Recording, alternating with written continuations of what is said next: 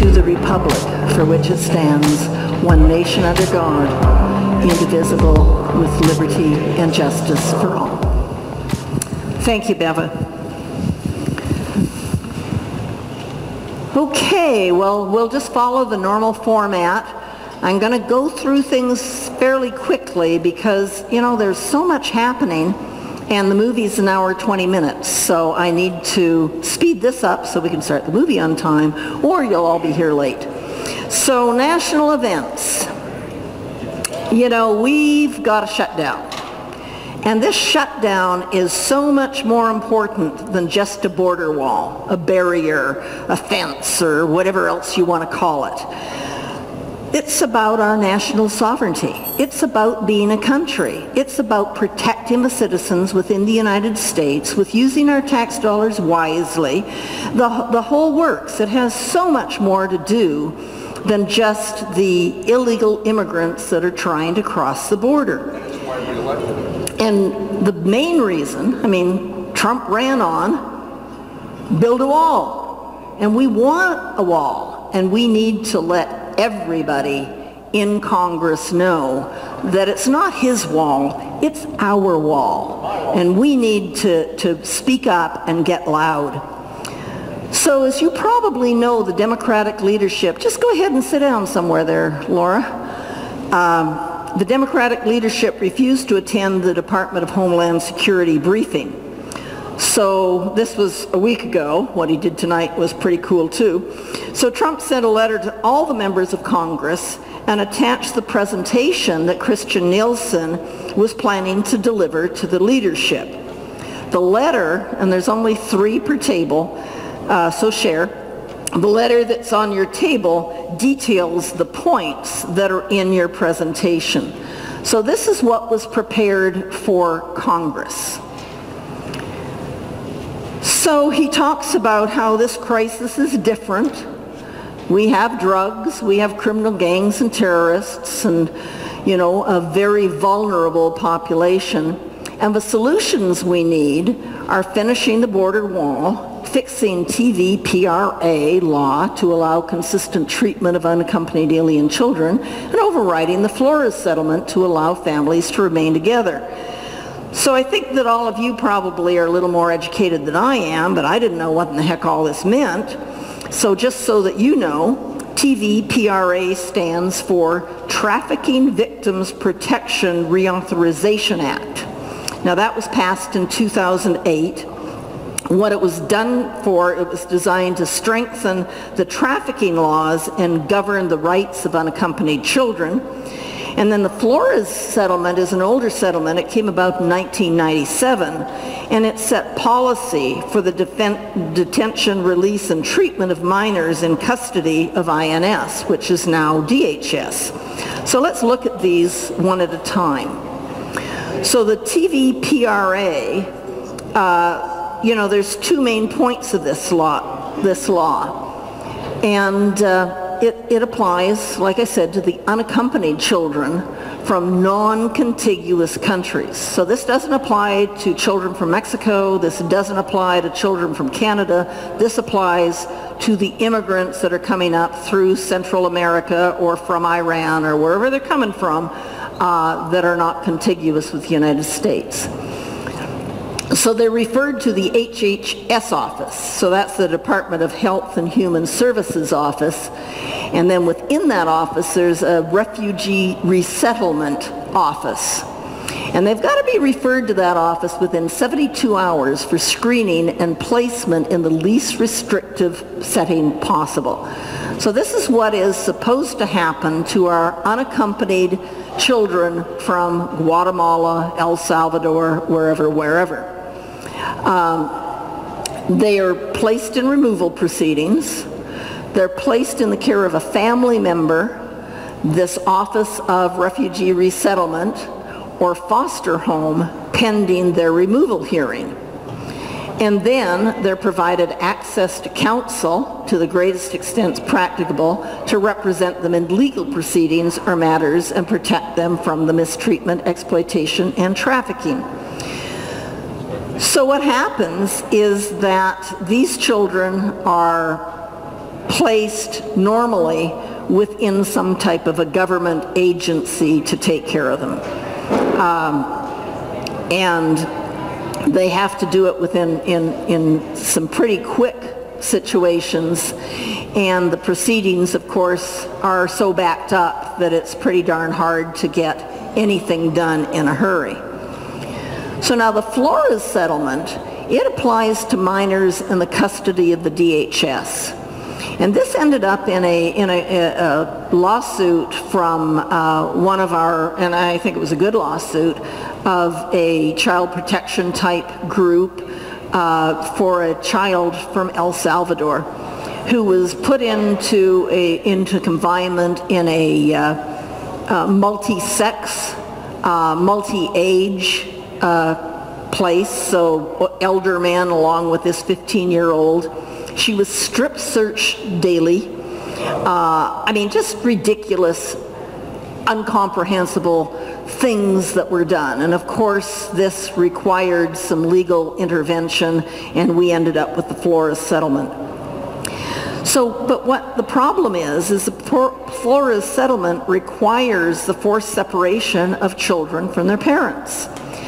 Because in the case of a family unit that's apprehended for illegal entry, the adults are placed in immigration detention facilities for an undetermined period of time. And the Ninth Circuit Court, our good old Ninth Circuit Court, rule that covers, Flores covers both our unaccompanied and accompanied minors, and they set a standard so that they could be held no more than for 20 hours. So you've got these kids coming in with their parents. They can be detained with their parents, but they can only be detained for 20 hours. So are you going to put the children in a separate facility and detain the parents for longer, or are you only going to detain the family unit for 20 hours, and then what do you do? So rather than separating the children from their parents, the whole family is basically released in 20 days, pending their removal hearing, and that most of the people don't ever show up for. And so, and we don't even know where they are. So that's the dilemma that the Trump administration is facing. If you detain the children, they can only be detained for 20 hours. If you keep them with their parents and don't want to separate the families, then they all have to be released.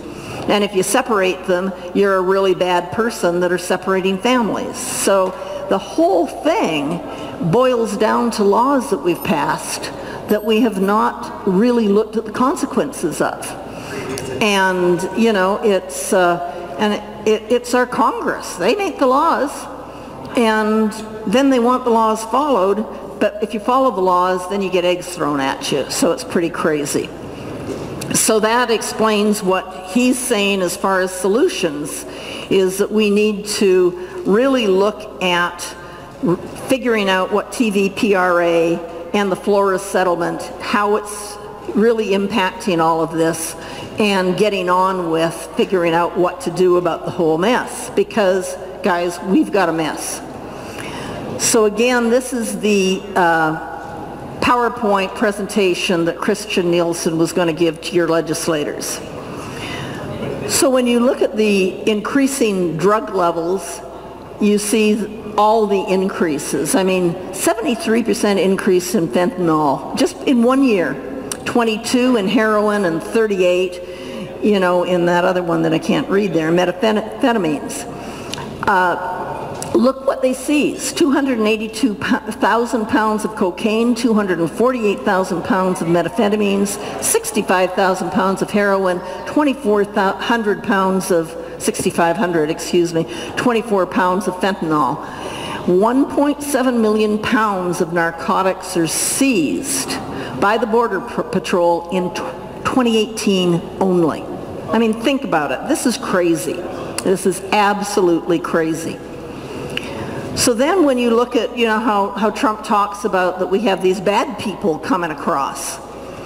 Well, 17,000 adults of the southern border with existing criminal records were arrested by the Border Patrol in 2018. It's not 10 years or anything. 17,000 in 1 year. 3,755 people are known or suspected terrorists prevented from traveling or entering into the U.S. Well, that's super, but we only apprehend about 10% of the people that are coming across the border. So what happens to the other folks that get across the border? Hard to say how many there are. 6,000 gang members, including MS-13, are apprehended at the southern border and removed. Well, I'm glad 6,000 are removed, but what happens to the people that come across? Each year, criminal organizations gain $2.5 billion in profit from migrant smuggling. I mean, this is a big problem, guys. It's so much more than people coming into the United States looking for a better life. This is way more than that. So then when you get on to the vulnerable populations that are just overwhelming what we're paying for, and remember, these are 2018 numbers.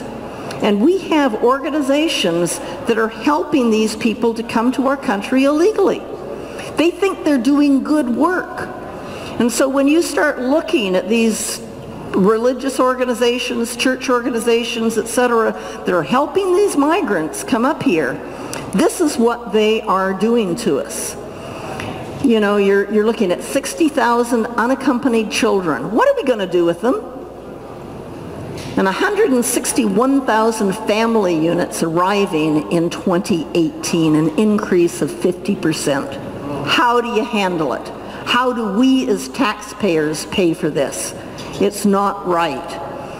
Over the last 5 years, we've seen a 2,000% increase in asylum claims, yet 72% of migrants report making the journey for economic reasons and therefore would not typically qualify for asylum. And yet we know that our do-gooders that are helping them go into the camps before they approach the border to explain to them what they need to say, why they're requesting entry, so that they will qualify for asylum. So then we end up with a humanitarian crisis. And there you can see that we have 50 migrants per day that need medical services. 4,300 people in distress. 31% of women and 17% of men are sexually attacked on their journeys. If they didn't think that they had a chance of coming into the United States, would they be making this trip? This is not right to put people, I mean, desperate people that really want a better way of life to make this journey and then subject themselves to what they're subjected to. And there are a lot of deaths along the way also. And we're allowing it to happen by not passing legislation and laws requiring that our laws be followed and that they're strict and that they are not going to be welcomed illegally. Yeah, it's just reading something today. We have a lot of tuberculosis, we have a lot of parasites, we have a lot of other diseases that these people are bringing with them. Those aren't diseases that they acquired on their journey. These are diseases that take a while to get. And so they're ill when they start. And, you know, there's just so many dangers on the journey. And a large number, 7 in 10, are victims of violence along the journey. Not good. So then when you look at what are we going to do, I mean, here we got all this influx of people at the border. What are we going to do?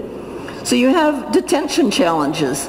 Do you know that we have 3 family detention units in the United States? 2 in Texas, 1 in Pennsylvania. Have no idea why we have 1 in Pennsylvania, but we do. And maybe it's for the Canadians, I don't know. And, you know, so you're looking at that. What do you do with them? Where do you put them? Where's the spacing? How can you handle them? You can see that we are forced to release them. You have adjudication challenges. We have 800,000 cases that are backlogged.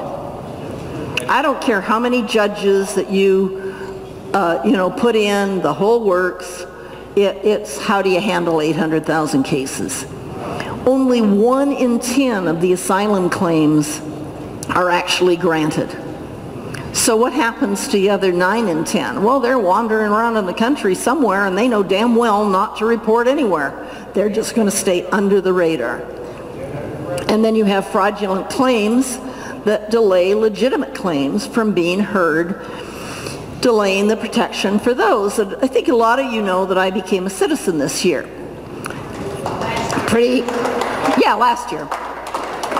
It was pretty straightforward. I mean, I've lived here for years and was very, very careful. I mean, darn, when you're protected as a permanent resident, that's great, but you stub your toe, you think, whoo, they could deport me, right?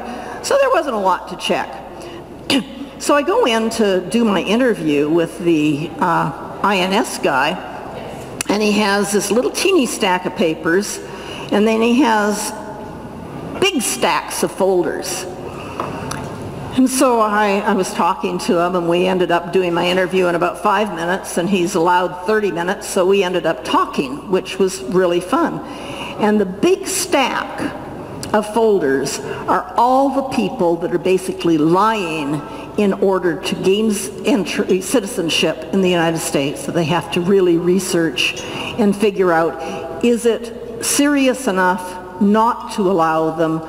You know, they didn't claim this, they didn't do this, they, on and on and on, and they just don't follow our laws. And you're going, wow, So when you look at 800,000 cases backlog, and then if they, how do we handle it? It's not possible.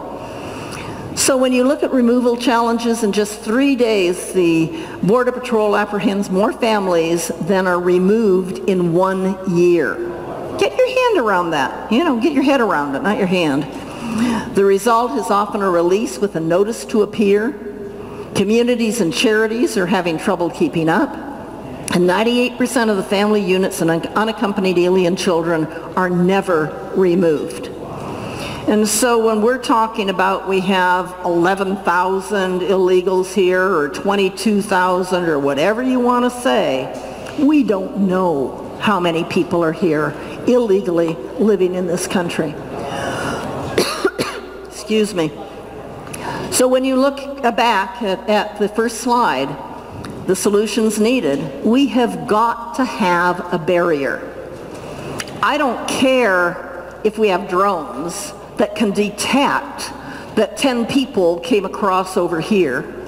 So now we have 10 more that have crossed, whoopee. A drone doesn't do a darn bit of good in apprehending or keeping them out. It just detects. So many of the things that they're talking about just detect. So we can give you better numbers, but if you don't know the numbers, if you can't stand up and start speaking out about this, then what good are the numbers? We have got to stop them crossing the border. And then amend these darn rules that we have in place as to how do we treat unaccompanied children, how do we treat the accompanied ones, and really get this thing so it can start rolling and being used correctly. So what I've got now is a short video, and it's actually, if you go to, and I really ask you all to do this, is to go online and look at the entire film, which is 44 minutes. We've cut this down so it's under 20. It's called Not in Vain. Sara Carter, how many of you know Sara Carter, the reporter? Done a lot of investigations as far as the whole Mueller thing and the Russian investigation things. This is another project that she's been working on, and it's called Not in Vain. And I think it'll give you a far clearer picture of the drug and gang problem that we have to reverse. And it's up to us to reverse it. It's up to us to support President Trump and the people that are supporting 5.7 billion. How about 25 billion? That's where we started.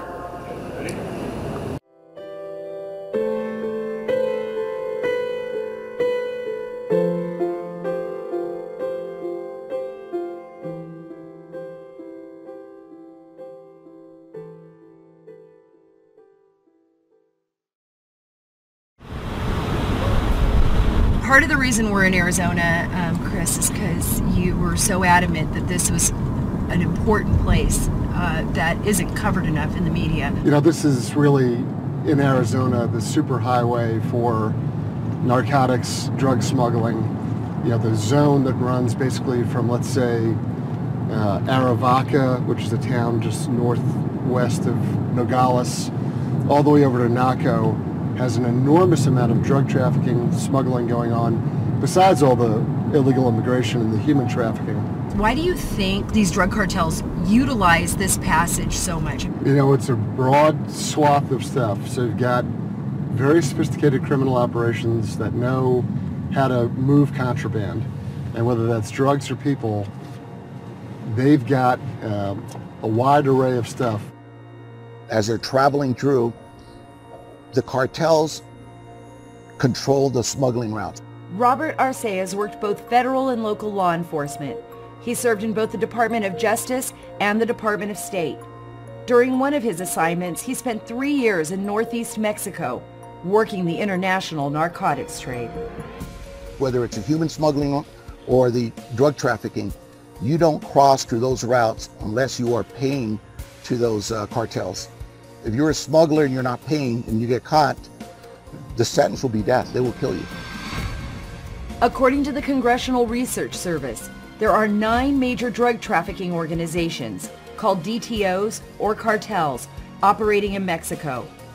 These cartels have a long history of violent battles over strategic routes and distribution points on both sides of the border.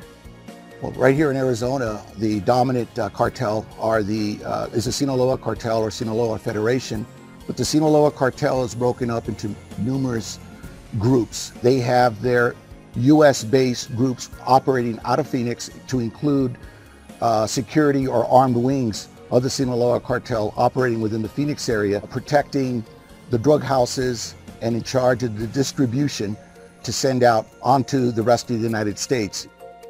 According to the DEA, the Sinaloa Cartel is the major supplier of heroin and opioids in the lucrative U.S. market. Even after the capture of their billionaire founder Joaquin El Chapo Guzman in 2017, the cartel continues to thrive. Chapo Guzman was one of Forbes' wealthiest individuals in the world. The emerging threats. Derek Maltz is the former head of the Drug Enforcement Administration's Special Operations Division. He says that under Guzman's leadership, the Sinaloa cartel mastered advanced intelligence gathering techniques. They have people in the telecommunications industry that look at the current trends in encrypted communications, how to beat the system. I mean, look at Chapo Guzman. Chapo Guzman had his own communication system set up by engineers, like really, really smart people. We're dealing with the Sinaloa cartel. This is their territory, and obviously they're operating through here. Marcia Armendariz is a supervisor for U.S. Customs and Border Protection in Nogales, Arizona. She says her station is under constant surveillance by cartel operatives. We are what we call a point of disadvantage because Mexico does have the higher ground. So they're actually, we're actually exposed for them to see everything that we do here, whether it comes to what type of operations we're running and who's working, who's not working, what we're doing, what we're not doing. I mean, they're very good at what they do. There's no doubt about that. And we don't have the manpower and even the technology, to beat them.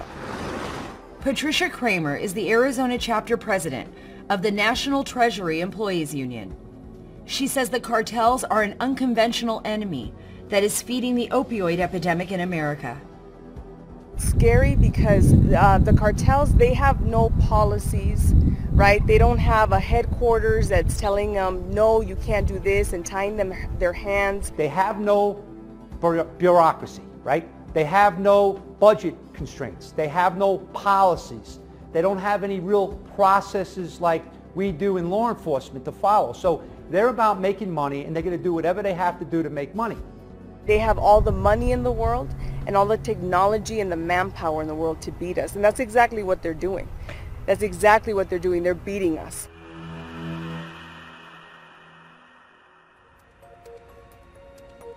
What you need to understand is that the distribution system for the cartels is exactly like Walmart's. Walmart never runs out of milk. The cartel never runs out of drugs. They'll use anything: trains, planes, boats, trucks, cars, and people. How do they try to hide it from you? We do not underestimate anybody because it could range from, an elderly person to a really young person. The youngest person we've encountered here was a 12-year-old kid. The oldest person that I've dealt with, she was 96 years old. What was the 12-year-old strapped with?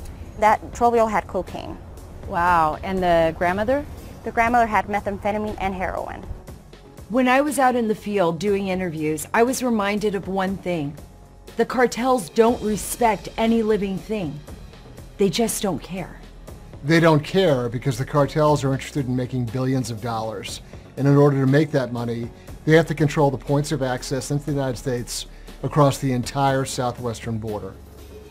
In the month of May, it's a record-breaking, the most murders in the history of Mexico, May of 2018. Last year, 29,000 people were killed in Mexico. The violence is escalating through the roof. It escalates to the point where you have spillover violence. Where the drugs go, the violence follows. Jim Chilton is a rancher who has ties to southern Arizona that go back to the 1890s. The cartels move people and drugs across his land all the time. You actually had a Border Patrol agent targeted by the drug cartels on your property. Well, first, we felt really sad for the Border Patrol agent and his family. And second, it's an everyday risk we all run of getting shot. I've run into situations where you have guys with AK-47s. I carry on my saddle a pistol and a rifle, and if I see a bunch, I go the other way, try to avoid conflict. And the Sinaloa cartel scouts on our mountains, we are hoping and believe they're guiding their drug packers around us. Just or to that avoid way, each to other. avoid each other, yes. After speaking with Mr. Chilton, I was thinking, he was talking about avoiding, not stopping. He was literally surrendering his property line in order to survive. If we don't stop the tidal wave of drugs coming into our country, the border, at one point we used to look at the border with Mexico and Arizona, Texas, New Mexico, California. The border has moved so much further to the north, we don't even know where the border is at anymore. You have this poison being dumped in our country and our communities are suffering. Kids are dropping dead every day of the week. Parents of good kids are going up to their bedrooms, finding their kids passed out dead. I mean, this is a crisis that we've never seen before. So we need a greater sense of urgency. To fight this epidemic, we have to control our southern border. To some people, that's political. Okay, fine. But here are the facts as reported by multiple government agencies and news organizations. Most of the heroin coming into the United States is cultivated on poppy fields in Mexico, with Mexican drug cartels controlling the production and distribution, feeding it into the United States. The DEA calls the Mexican drug cartels the greatest threat to the United States. And that threat has intensified because of fentanyl, a drug that is killing our children and can literally be used as a weapon of mass destruction.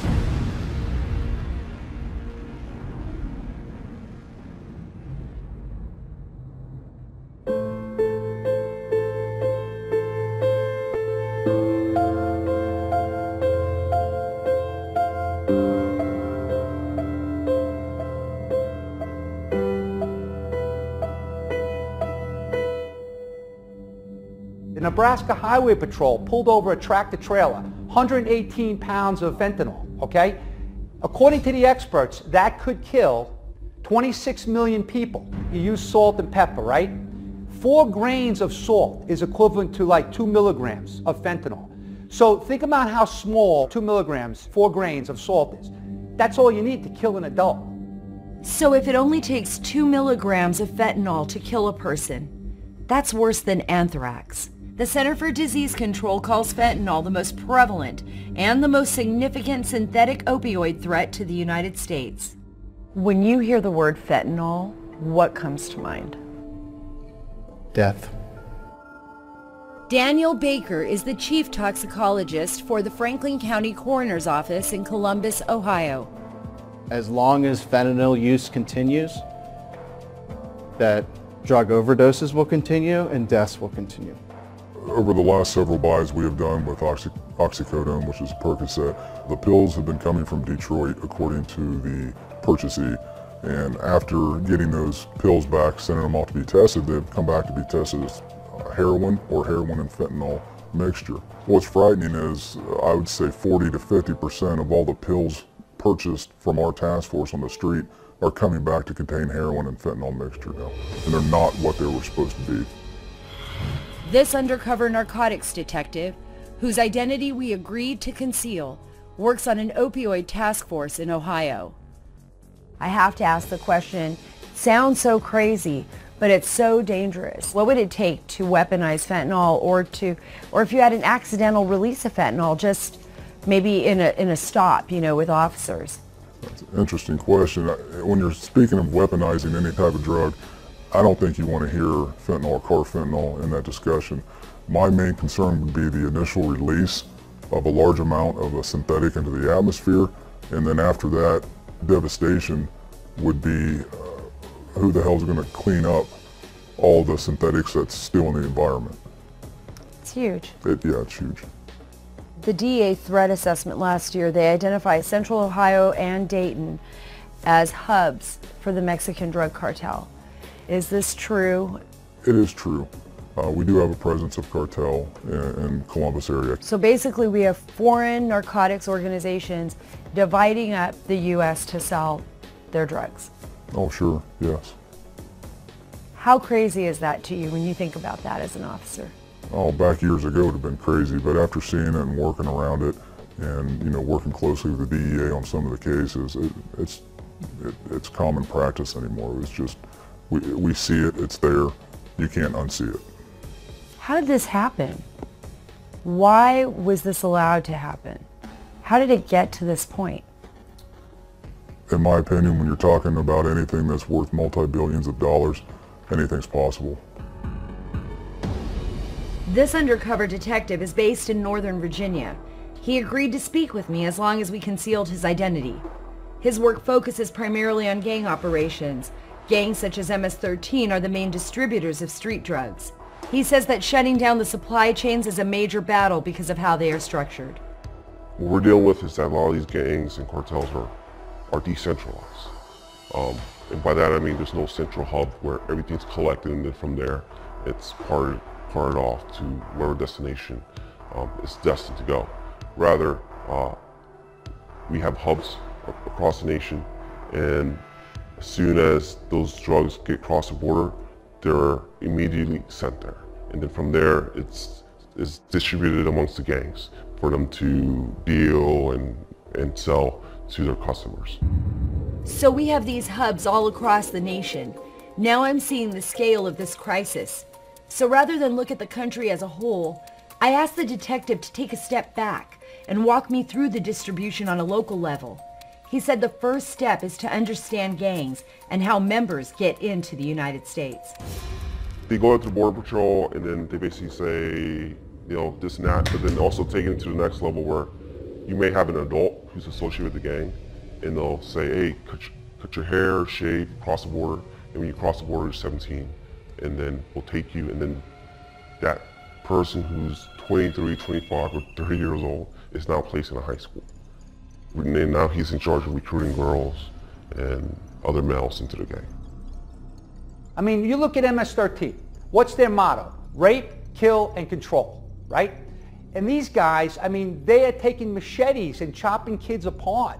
I mean, look at Long Island, that's my hometown. 25 people have been killed over the last 2 years from MS-13. Our gang, our MS, they're in Baltimore, they're in Boston, they're in New York, Miami, they're in Ohio. So whatever ties they may have with one another, whatever business agreements, that's how they transfer drugs from point A to point B. You described to me at one point, you said it's terrorism.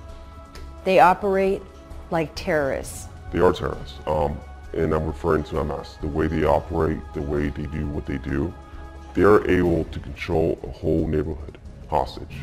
And by that I mean kids can go to certain places, moms and their families are hurrying from from the store to the apartments because they're afraid to be outside.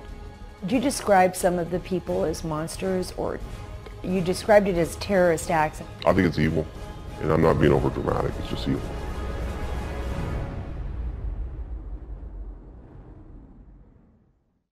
Heroin is evil. It took my daughter. I had cleaned her room out and found needles in the register and inside her pillowcase, and at the same time I'm kind of like in denial, like this is knowing it's happening, but you just don't want to believe that maybe it, how could she even put a needle in her arm? She said it was like seeing the face of God. She said, Mom, it was just an experience I can't explain. Maybe a mother's intuition, I immediately knew. I said, Marin relapsed, and he said yes. And then I went, is she okay? And he said, the paramedics are with her. We're probably gonna have to go to the hospital. So when he pulled in, it seemed like it took him forever, and the apartment was only 10 minutes from this house. And he said, I have to tell you something. He said, Marin is gone. And I said, what do you mean she's gone? He said, Heidi, she's dead. And I can't explain the pain. And it was like my gut had been torn out of me. And I said, I have to get to her.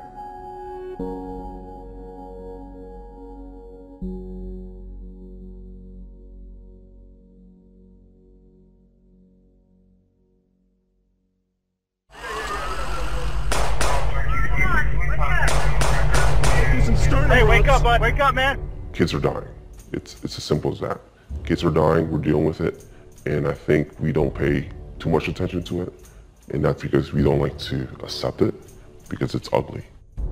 The hard part right now is Mexico has to cooperate, other countries have to cooperate, and we're being attacked by other countries that they're sending this, whether it's Mexico or some country, if it's China, it's coming from Asia, it's coming into the US. It's like we're under attack, is what it is.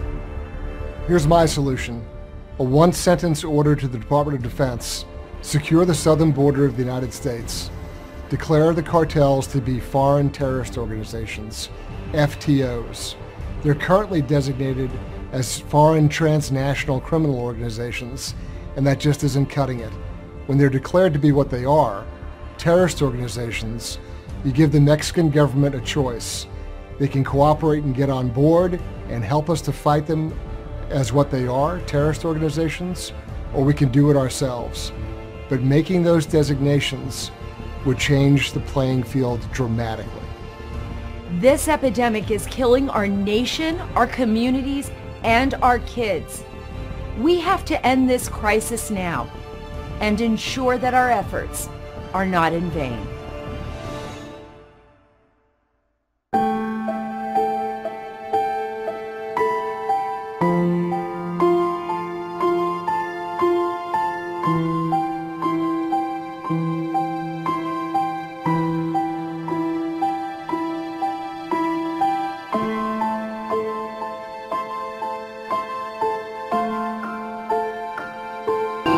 So as I said, it's really a 44-minute long documentary. I really suggest that you look at it and really understand that this isn't securing our southern border from keeping people from entering is not about keeping illegals, families that want a better life, etc., out. It's about our national sovereignty. It's about protecting our citizens, and we have got to take a stand. We've just got to do it. This is one aspect. It's devastating. How many of you knew that fentanyl could be weaponized as a weapon of mass destruction? I didn't know that. That's pretty crazy. So you can text BORDER, B-O-R-D-E-R, to that number to let Trump know that you're supporting his stand that he's making. So really write that down. You have those little slips of paper of upcoming events on your table. You can turn them over, write notes on them. but that's 88022, and I did it and it works, and I'm not a techie kind of person, so I know all of you in this room can do that. You got to use that word border, B-O-R-D-E-R, and that's the number that you're texting to. You know, this government shutdown, the wall, the lack of immigration law to fit America today, all of it has to be dealt with now. We have got to make a stand. No more promises.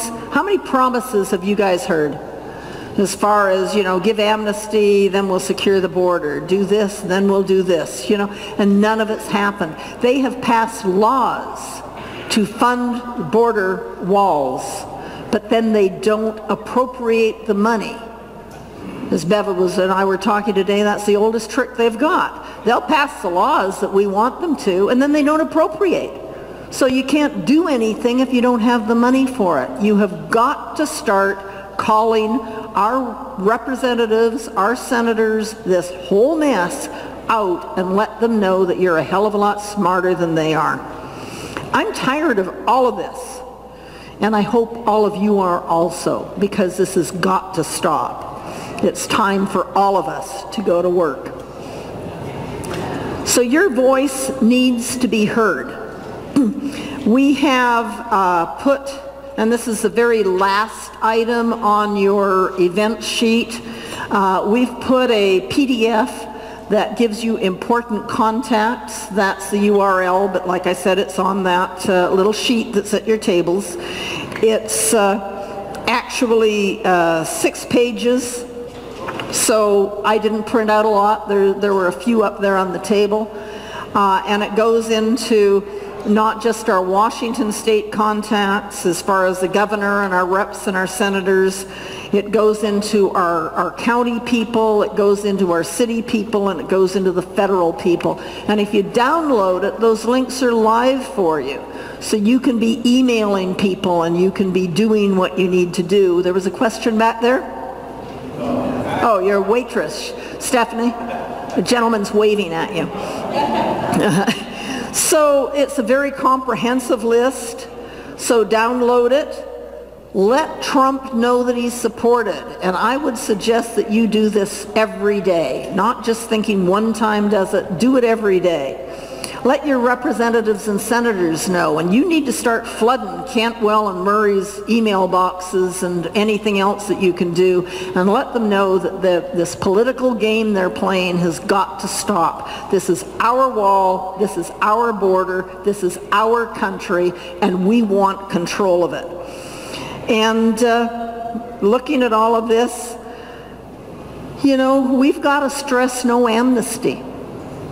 There's no amnesty or legal protection for the illegals until our border is secure. We've always done it backwards, and it's never worked for us. You got to call them out. So, you know, I'm just asking you all to make a New Year's resolution to be more involved in our local, our state, and federal government this year. So this PDF that you can download is going to give you all the email addresses you know. You might want to look up Pelosi's and Durbin's and Schumer's also. Start flooding them and just don't let up. Let your voice be heard. This is the only way that we can take some control of our country back. And I think you can probably tell I'm a little bit upset about all of this, but this is wrong. We have got to support that wall. We don't want to compromise. I was so proud to hear that President Trump just asked Pelosi if he was getting his money. She said no, and he said, well, then there's no reason for this meeting, and he left it. And we need to support him. So when you go home tonight, you let him know that you support it, and you let Nancy Pelosi know that you support the president's actions. Got to do it. You've got to do it. This is your time. State issues. We got some fun things. We've got some good news for Washington State. So the Idaho Public Utilities Commission denied the sale of Avista 1 of Hydro 1 to Avista. And then today, Washington's Public Utilities Commission said they are not going to revisit their ruling. They're keeping it where it is. So That sale is done. So there were 5 states involved: Montana, Oregon, Washington, Idaho, and Alaska. Montana and Alaska are wimps. They approved it. Idaho and Washington said no. Oregon says, we don't know what to do. We're going to wait to see what everybody else does. And so we will not reconsider the decision. So as far as this sale goes, it's pretty dead in the water. What Rob tells me is there's other suitors out there, so we're going to need to watch for that. 976, save our $30 car tabs. That they ended up getting they turned in over 352,000 signatures.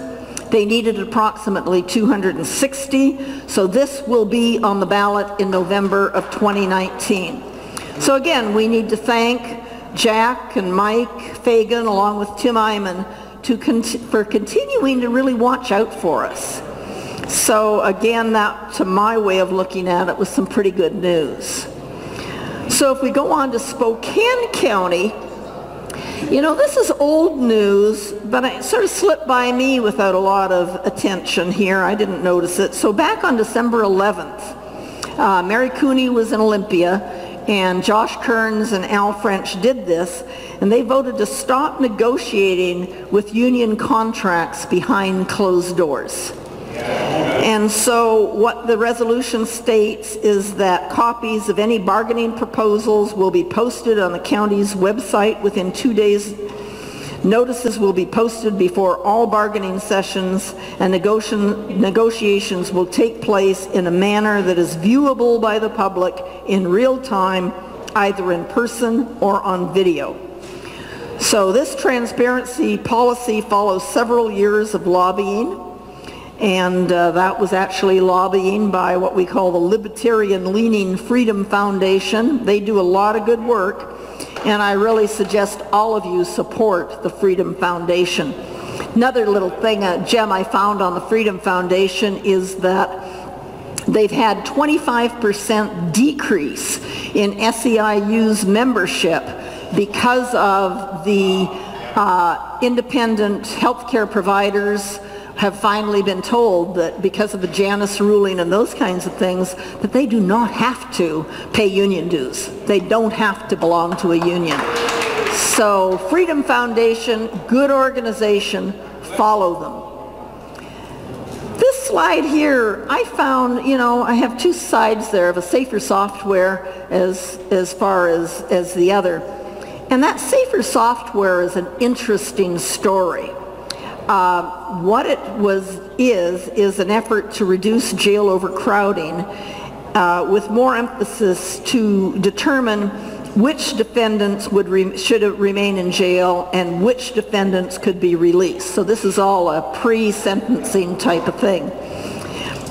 And so a few years back, the city and the county of Spokane decided to develop their own software, very unique to Spokane, rather than using a simpler software that was sort of an off-the-shelf program, which happened to be free. So after 3 years and over $100,000, the powers to be have decided to scratch the safer software and revert to the off-the-shelf software, which is free. Now the whole purpose of this, again, is to determine when the judges are sentencing people, are they apt to show up for their hearings, or are they going to skip? And if they can't afford bail, so what are we going to do with them? And in more cases than not, we've been putting them in the county jail, which takes up bed space and the whole thing that way. So what's happened in this, it's being used statewide in Kentucky, Arizona, New Jersey, and Utah, and in quite a few counties across the country. And of all the defendants released before trial, the share who were released on their own recognizance rose from 36% to 85% after implementation. And it also eliminates racial disparity. And so it's sort of probably a good step that we took. And there's no point of housing people in jail that don't need to be there. And there is a point of housing them in jail that do need to be there. So I thought that was sort of interesting. You've probably read that Commissioner French is saying it's time to build a new jail. Our downtown jail was built in 1986. It reasonably can house 886 inmates. Currently there's 956. Can we reduce any of that through releasing people that should show up on their own recognizance? Possibly.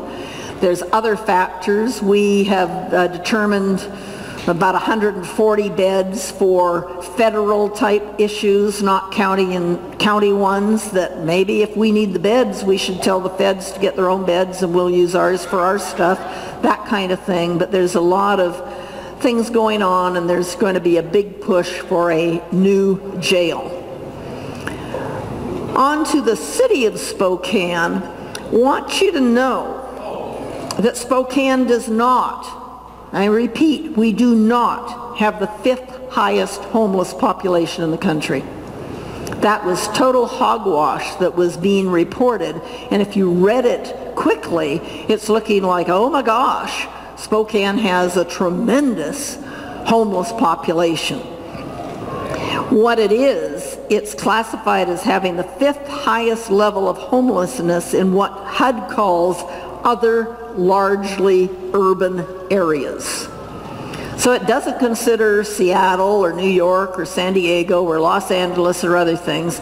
It considers us as 5th largest in communities approximately our size. So it doesn't include the 50 largest countries in the nation. So countries, cities, country, whatever it is. So with that said, we do have a problem. We have 1,245 people living in the area that are habitually homeless, and Washington State is the 5th highest state in numbers of homeless people residing in it. So just so you know what they're reporting to you, read the details, sort of crazy. So what we've got is the 9th U.S. Circuit Court ruled that our laws concerning camping and sleeping and sitting on public property is unconstitutional because it criminalizes people that have nowhere else to go. So they said that's not a good thing. Kate Burke obviously is on the, pushing all this homeless stuff, and she proposed to repeal the sit and lie ordinance. But that was deferred indefinitely by the rest of the council. So hats off to the council. So what we feel is that because the people are given a 48-hour notice to remove their belongings, they can only do that if shelter beds are available. So therefore, there is another place to go, and therefore the law and what we're doing is not unconstitutional. So you'll be hearing more about this. But when you think that we have 292 encampments in the Spokane County area that produce thousands of pounds of garbage, human excrement, bicycle parts, that kind of thing, I sure don't want to be the county worker cleaning that stuff up, let me tell you. City of Spokane Valley, is anybody here that wants to update us on Spokane Valley? I don't think so. Rod was quite sure that he couldn't be. Valley rocks. The Valley rocks. Very good, very good.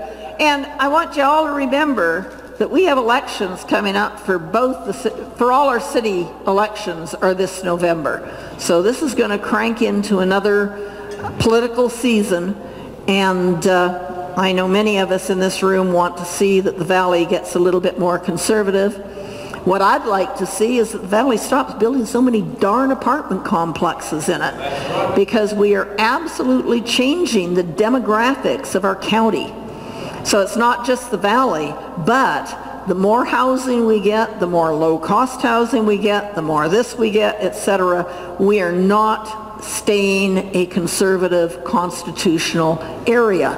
And I'm looking at Spokane as not being a red county, but more or less a purple county, and I don't like that. So it's up to us to really pay attention to these elections and see that we're voting in people that understand who we are and what we're about. You had something to say, Judy? I did. So I mentioned this to Caleb, and when we had the Liberty people in Spokane Valley, and I said, you have got to stop ruling all of these high-rise apartments. They're purposely changing the demographics to make us not a conservative area.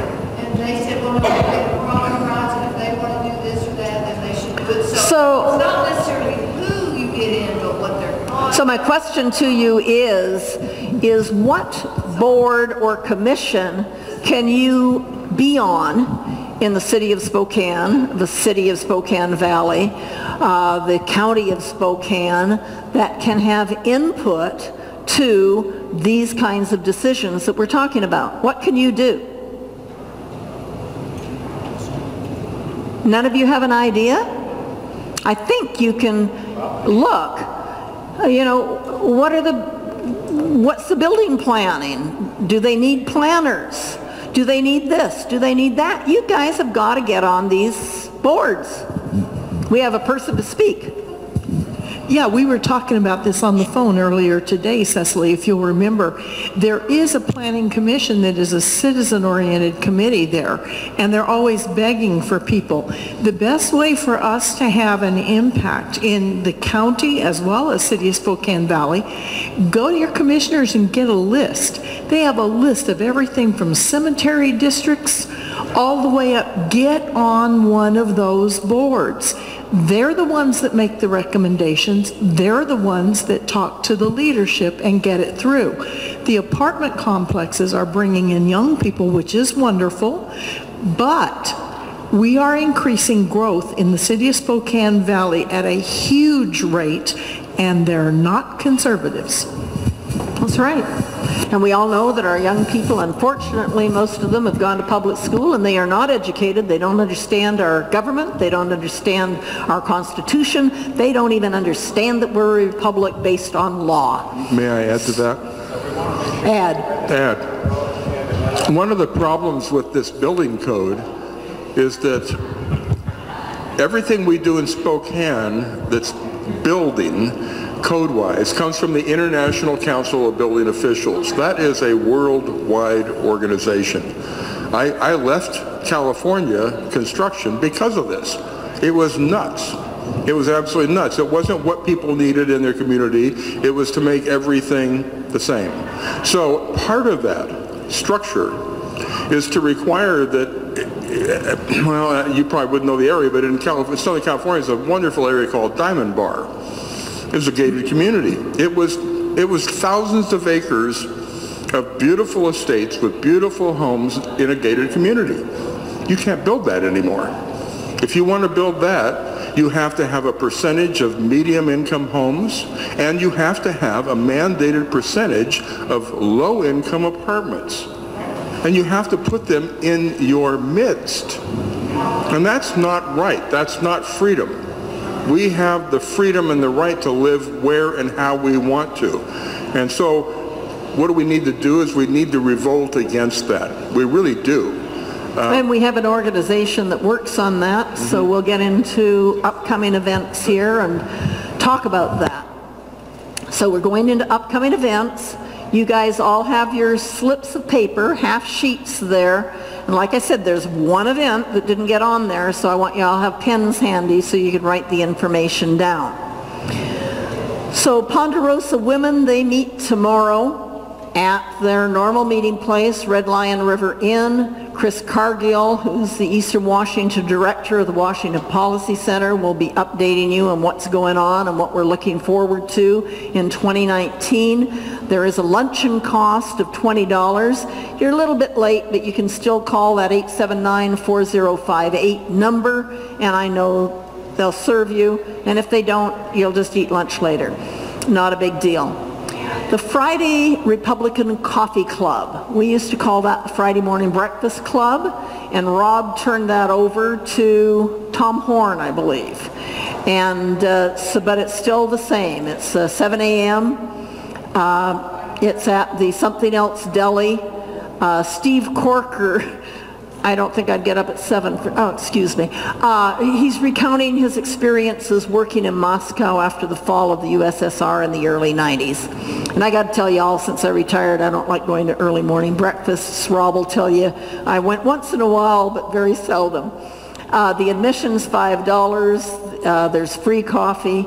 And Something Else Deli has some really good pastries and things that way. So fun place. Every Friday. Every Friday. I think that I have that up there, I hope. No, I don't. But anyway, it's every Friday. Okay. And this is the one that is not on your slips of paper. So I really want you, if you are interested, to write it down. The Northwest Power Coalition. Their purpose is it's an effort to purchase a Vista at a fair price and transition into a co-op, which would give us local control, more transparency, and hopefully lower rates. That meeting is a week from tonight, January 16th at 7. It's in the Saranac Building, 25 West Main on the 3rd floor. So if you go in the lobby entrance, past the Magic Lantern Theater, at the back of the lobby to the elevator up to the 3rd floor, you can get there. I know Rob is involved in this, but guys, I've got to tell you, this is not a political organization. It is a bipartisan organization made up of everybody. And it's the idea of what can we do in order to more control our our utility provider. Rob, do you have anything that you want to say on this? If you do, you need to come up here.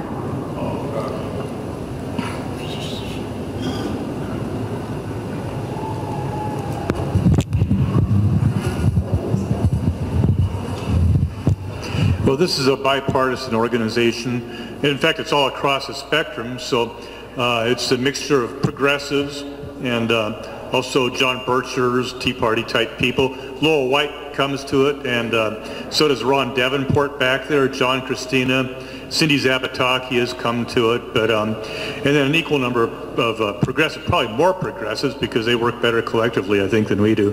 But you know, we had to stop a Vista. A Vista, it wasn't capitalism, it was piracy. You know, they were going to feather their own nest, these guys, and so we had to do what we could to stop this. And strangely enough, you know, we feel as representatives at that time as county treasurers, so we had a lot of citizen researchers that were looking at this, like Dave Bellinius of Davenport, Angelo Lanazario from Sandpoint, Tom Horn, and we could see this is a bad deal for the ratepayers and also the county of Spokane too. And how do we stop this? So we got together and brainstormed. My main role was I kind of organized the effort against that too. And then I filed coordination too, which was just a part of it. But we finally, as we found out yesterday, we stopped this thing. I don't think it's going to go anywhere else, but we did invite Vista to talk to us and give their side.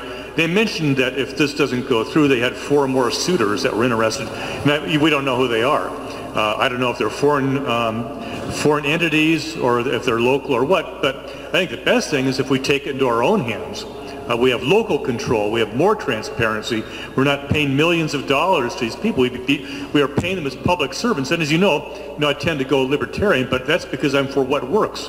And I think some things you should have a public remedy for certain things like that, especially when you get the banks that get bailed out, you have the swamp, but not just at the global level or national level, you even have like a local swamp too that you become aware of. So I think it's in our own best interest to do that. The rules of the game are, okay, let's all focus on what we can do to make a co-op, and let's make it friendly, and no one's allowed to talk about Hillary or Trump when you get in there, or global warming or abortion. Let's just focus on the issue, and that multiplies our numbers because you get a lot more respect when you're across the spectrum. Then people see that there really is a concern here if all the parties are in agreement on that. So come if you can.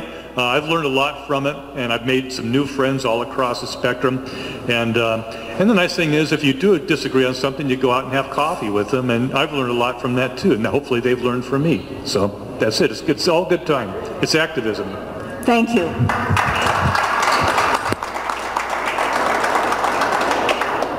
So it's important. We need to stop staying in our own little cubby holes.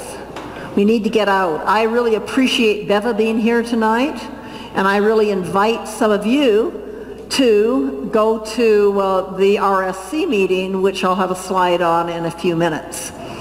So on Friday, January 18th, there is a Gun Rights Coalition Lobby Day that's been scheduled over in Olympia. A lot of the group is going over on Thursday, staying overnight, then they set up, they have legislative speakers between 9:15 and 10:30. 10:45 to noon, it's a meet your legislators. You need to contact your legislator for an appointment. It's at the Capitol, that address. Again, that information's on your slip of paper. Republicans of Spokane County Club, they have Al French talking. He's talking about his reasoning for the new jail, update on the 5-commissioner law, which he doesn't like, and update on the status of Spokane County. They meet at the Fairfield Inn, which is the old Quality Inn. So same place, Mission and Argonne, lower level, and they gather at 6. The meeting starts at 6:30. So again, I really would like to see these groups intermingle a little bit. People thought it was weird that Beva and I were working to have some type of coalition so we could start understanding each other. Exactly what Rob said. If you don't agree with people, go out for coffee, have conversations, talk, but don't just sit there and think they got two heads. That doesn't work. We need to work together. Okay, January 21st also, the Spokane Conservative Republican. So we have RSC and we have SCR. Meet at on the same date. The Spokane Conservative Republicans are meeting at Darcy's. Again, 6 o'clock for social hour food, 6:45, and their speaker is Ken Peters. Okay, we were talking about what we need to do as far as planning and those kinds of things. Citizens Alliance for Property Rights. This is probably the best organization in the country for working with property right issues. And the other thing they do that I like is they meet in different sections of the county. So this Thursday, January 24th, they are meeting at the Valley Library. Often they meet at the Argonne Library. Other times they work in the North Spokane Library. So they move around to make it more convenient for everybody. And again, I really feel it is an organization that you need to be familiar with and support. So we now have our open microphone time. And this is when, if any of you have something to say, you come up here with the microphone, you hold it closely, you stand here so you're on the video, and you talk about what you want. And I just want you all to know that I am not responsible for what speakers say at this meeting.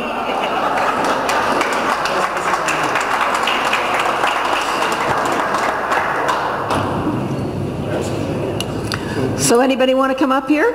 If you want to come up, you got to come up. You can't stand there with your hand up in the air.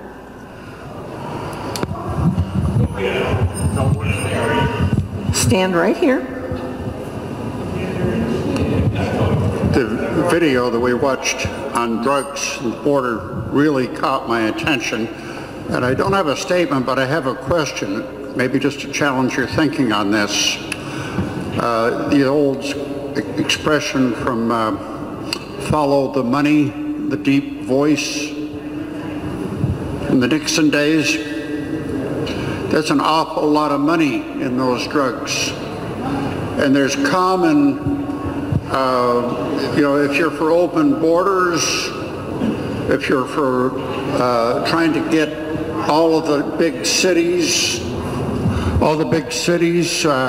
into the Democrat column, or even the medium-sized or small cities, everywhere drugs goes, there's a common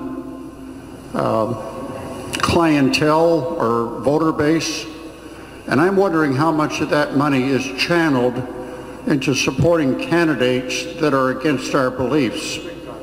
Well, I've got to tell you that I read tonight that the head of one of the cartels is doing a GoFundMe fundraiser. I'm sure he's doing some of the fundraising to impeach President Trump. So, yeah, a lot of money goes in here. Anybody else?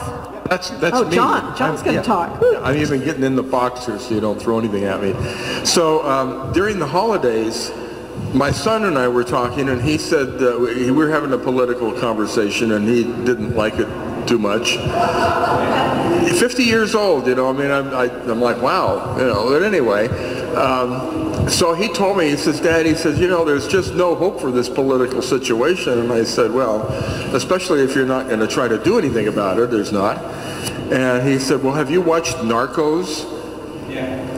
And I said, well, you know, I did. I watched 30 minutes of one episode and decided that was enough of that. And anyway, he challenged me, and so my little TV binge over the holiday was to watch 4 seasons of Narcos, all of it. And I will tell you that it's astounding how involved our politicians are in that here, not just there. Mexico was a bought country. And you saw the map that was in Sara Carter's report. Sad situation. And again, unless we all get active, we are not going to change it.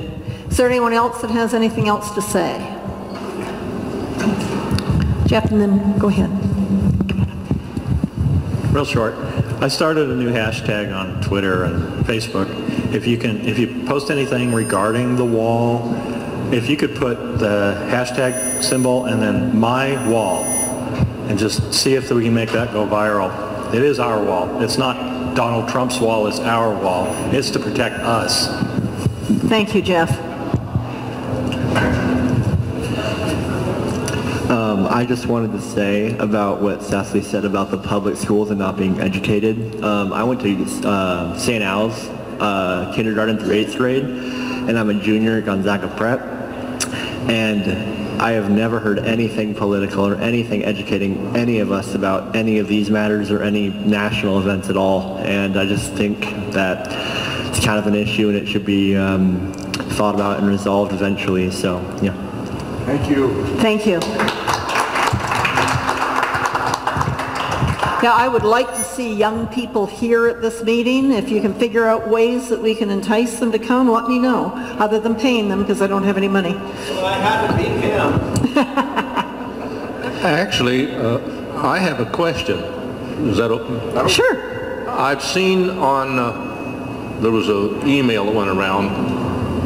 It said, GoFundMe Trump's wall? Yeah. Is that a legitimate thing? Yeah. It is legitimate. However, they have to figure out how the Congress can accept that money. Yeah, I was going to say, where does that money actually, where's it actually going? Right. They're working on legislation that allows it to be only identified for the wall. I saw it had been 2 weeks and it was up over 18 million. That's over 19 now.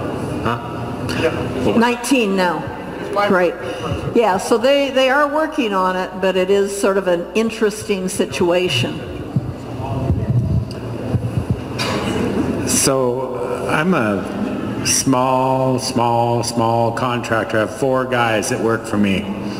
And I have sent notification to the president, and I don't know if it's reached him or not. We'll figure that out in time, but we have donated 2 weeks a year of our guys free to go work on that barrier. And if we can get every contractor in the country to do that, we would do this in overnight, and that we could just bypass this whole congressional mess. So, you know, if you know anybody that are contractors, you need to do that. Yeah, why don't you talk to Mary Cooney about it?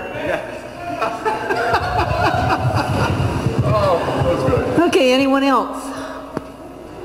Yeah, I want to tell you, Bev is out of the room now, when Josh and Al approved the transparency as far as having the,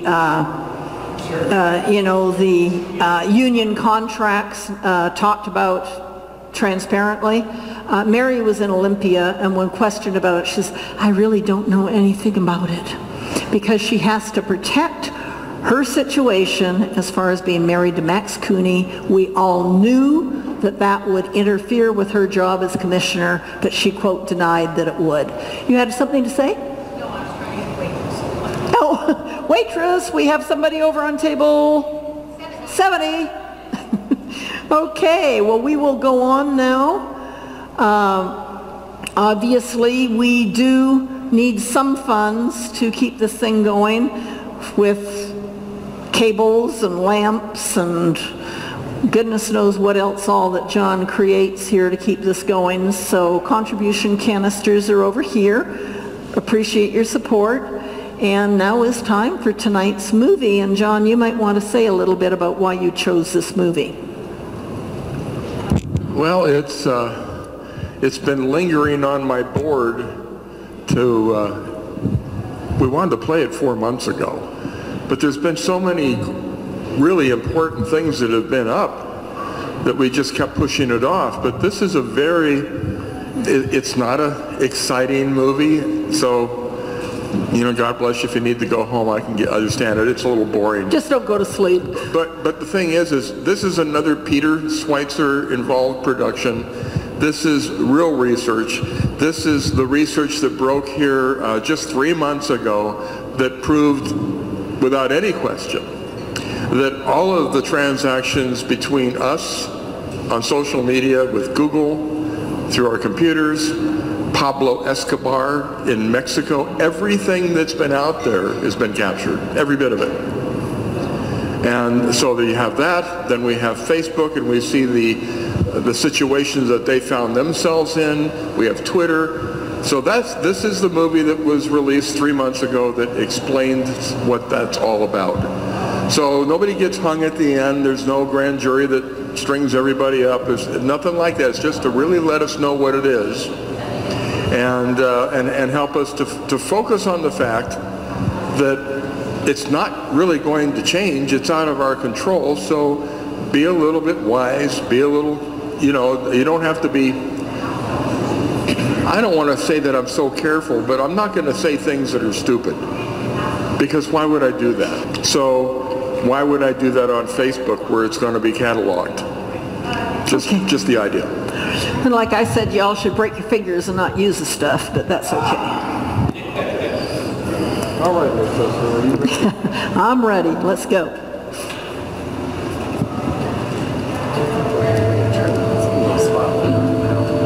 Yes. John can turn off the spotlight. Or Jeff.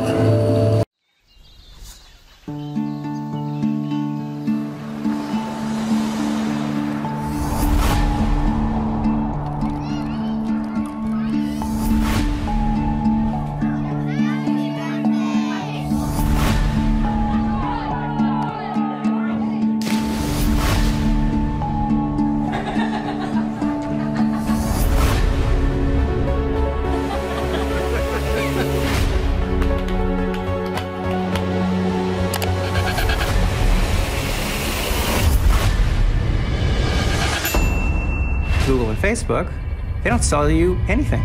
They sell you. These are all free services, but obviously they're not. Your interaction with them is governed so that it will generate revenue. You give Google a lot of information. You're searching for the most private stuff on Google, things that your wife might or your spouse might not want you to know about. Facebook constantly manipulates their users. They do it by the things that they insert into the news feeds, and they do it by the types of hosts they allow their users to see. They can suppress certain types of results based on what they think you should be seeing, based on what your followers are presenting. It's what Google and Facebook are doing on a regular basis by suppressing stories, by steering us towards other stories rather than the stories we're actually seeking. That's the real manipulation that's going on. I was a design ethicist at Google, where I studied how do you ethically steer people's thoughts. It will always favor one online music service over another and one candidate over another. Google and Facebook has the power to undermine democracy without us knowing that democracy has been undermined. There's what I call the creepy line, and the Google policy about a lot of these things is to get right up to the creepy line but not cross it.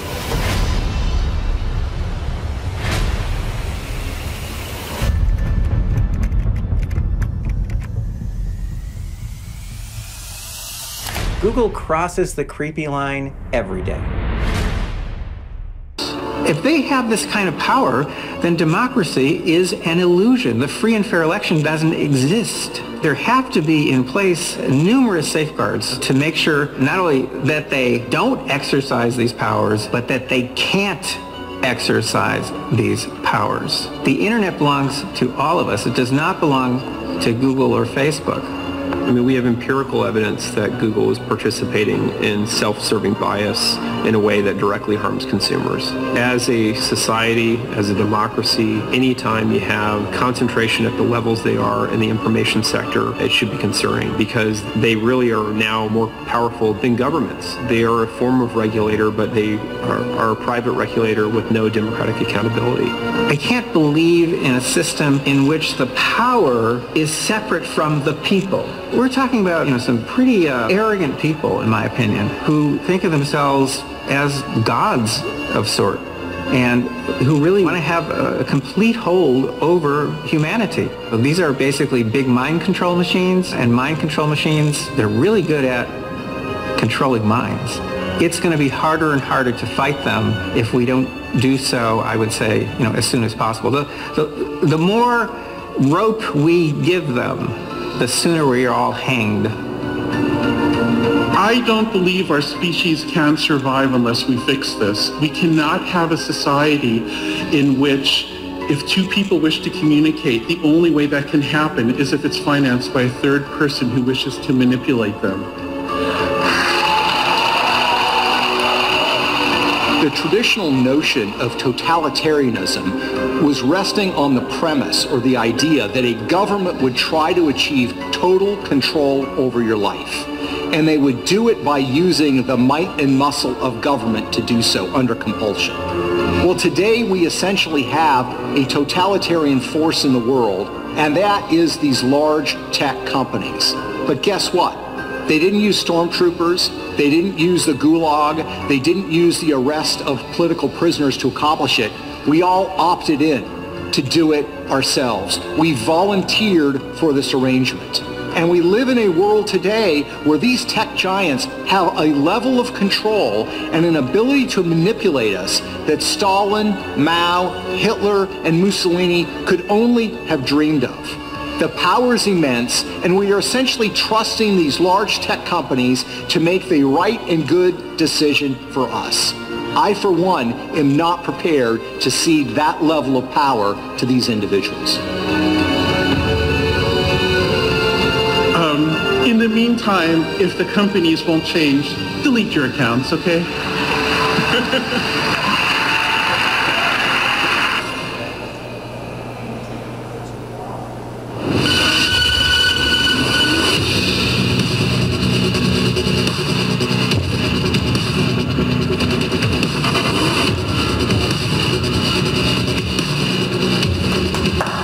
That's it.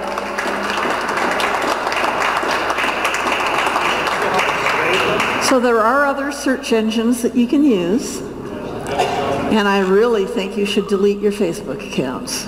But that's because I don't use mine. But anyway, that was the movie.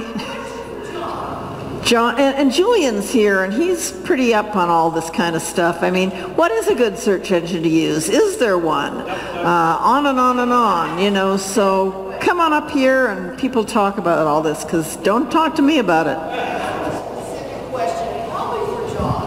Hang on. Not Julian. No. Okay. It's on. I think it's on. I have a question for you.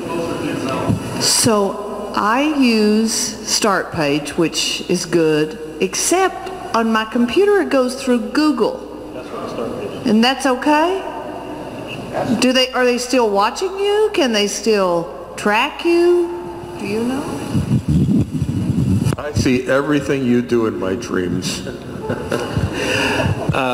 Yeah, so with Start Page, it's anonymized, so they can't track your searches. They can't. It goes through Google, but it's anonymized through Start Page. Now, what that doesn't address is the potential biasing, like what he's talking about. The results could still be ordered in such a way to bias people, so you can't get around that. There's also a webpage called DuckDuckGo that doesn't have any of those issues. However, it's not necessarily that great of a search engine. But you're saying Start Page Hello, use a mic. I can't hear you over here. I have two mics.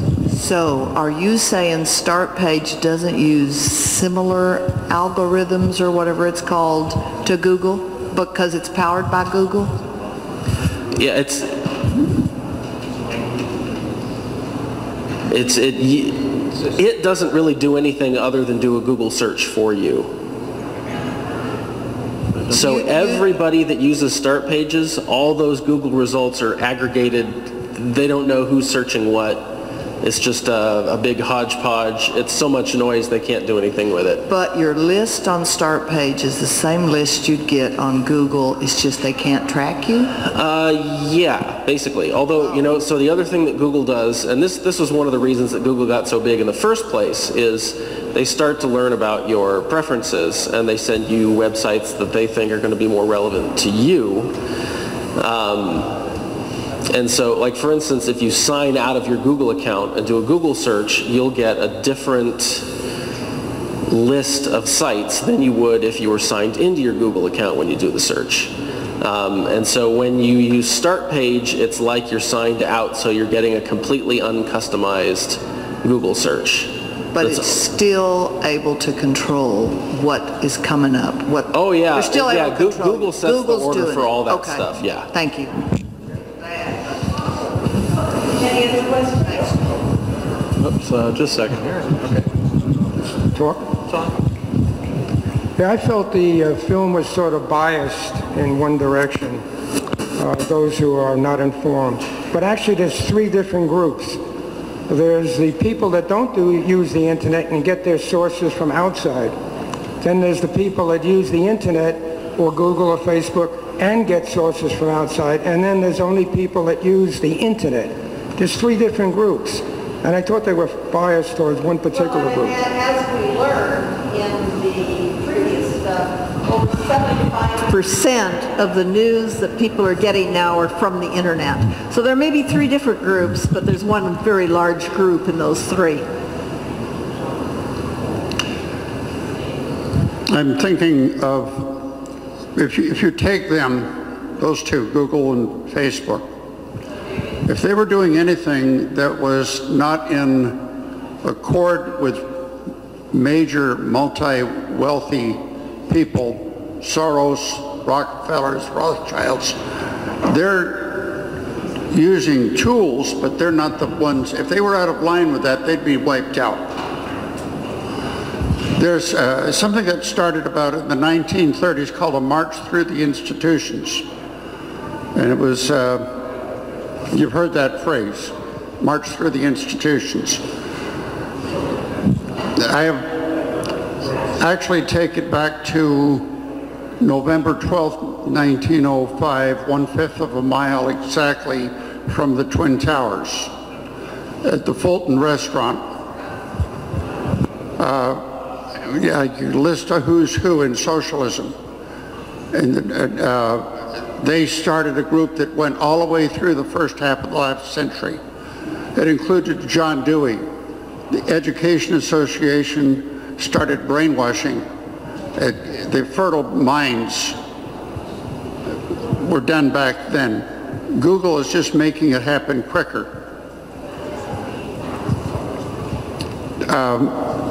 I've got some books that I acquired from the Beale Library. If you know who Beale is, I'm sure a number of you do. And it's amazing how many of them go back to doctrines of Calvin, and particularly on God's sovereignty and predestination. And it was amazing the depth of the books that were in Beale's library that would mostly be in the libraries of professors of theology at major seminaries in this country. So I'm looking at Google and Facebook and all of that as simply speeding up the process in the present, but it's done under God's sovereignty.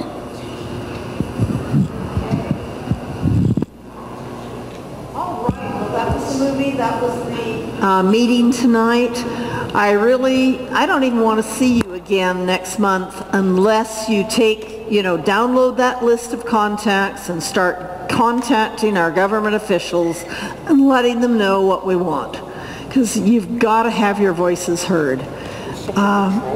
I am not a controller. I'm just saying you need to be part of this country, for Lord's sakes, and do something. Do take the upcoming events lists with you.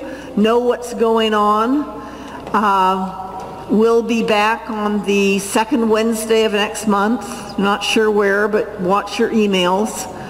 And other than that, the evening's over. Appreciate you being here. Thank you.